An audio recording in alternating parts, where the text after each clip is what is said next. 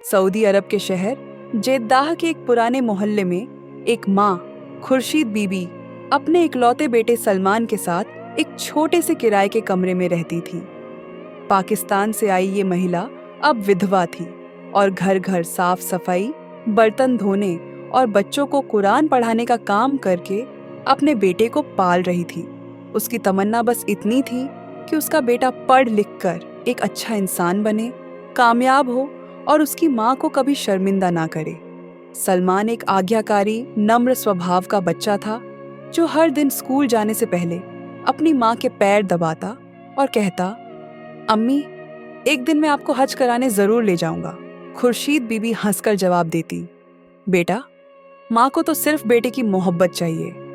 वो अपनी हर जरूरत, अपनी हर ख्वाहिश छोड़कर सलमान की पढ़ाई पर खर्च करती। कभी अपने नए कपड़े नहीं लेती, कभी अपना सोना गिरवी रखती, लेकिन बेटे को हमेशा सिर ऊंचा करके स्कूल भेजती। सालों की मेहनत के बाद सलमान एक इंजीनियर बन गया। उसे जेद्दाह की एक बड़ी कंपनी में नौकरी मिल गई और फिर उसने एक आधुनिक सोच वाली लड़की से शादी कर ली। पहले पहल सब ठीक रहा, लेकिन फिर धीरे धीरे उसकी बीवी को सलमान की माँ से परेशानी होने लगी।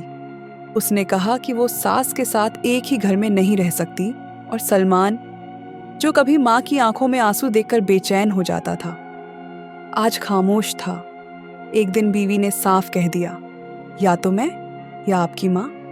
और सलमान ने अपनी माँ से कहा कि कुछ दिनों के लिए वो कहीं और चली जाए।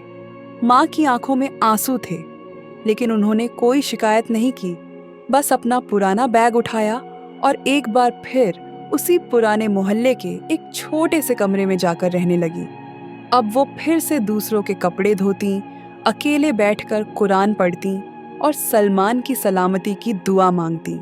उधर सलमान की जिंदगी चल रही थी, लेकिन फिर एक दिन उसकी छोटी बेटी बहुत बीमार हो गई, इतनी कि डॉक्टरों ने कह दिया कि अब सिर्फ दुआ ही कुछ कर सकती है।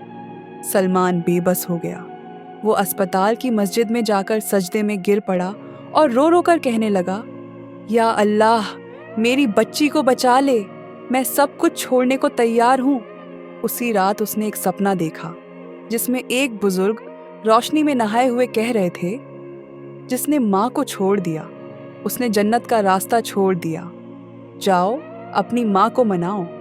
सुबह होते ही सलमान माँ के पास भागा, दरवाज़ा खटखटाया और जैसे ही माँ ने खोला वो उनके कदमों में गिर पड़ा। आंसुओं में भीगा हुआ बोला, अम्मी, मुझे माफ़ कर दीजिए, मैंने आपको दुख दिया। माँ ने बिना देर किए उसे उठाया, सिर पर हाथ रखा और बोली, बेटा, माँ नाराज हो सकती है लेकिन बद्दुआ नहीं देती। मैंने तो हमेशा तुम्हारी सलामती की ही दुआ की है। सलमान ने माँ को वापस घर ले आया और उसी दिन डॉक्टरों ने बताया कि उसकी बेटी की हालत अब सुधर रही है। अगले ही हफ्ते वो पूरी तरह ठीक हो गई। सलमान को एहसास हो गया कि माँ सिर्फ एक रिश्ता नहीं बल्कि अल्लाह की रहमत का दरवाज़ा है। उसने अपनी बीवी से माफ़ी मांगी, जो अब खुद शर्मिंदा थी। अब घर में सुकून था, माँ के चेहरे पर रौनक थी और सलमान की जिंदगी में बरकत थी। कुछ महीनों बाद सलमान ने जेद्दाह में एक कुरान सेंटर खोला जिसका नाम रखा दारुल खुर्शीद, माँ के कदमों के नीचे जन्नत, और हर आने वाले को यही सिखाया, माँ का कर्ज कभी नहीं उतरता, बस माँ को खुश रखो, वही अल्लाह की खुशी है।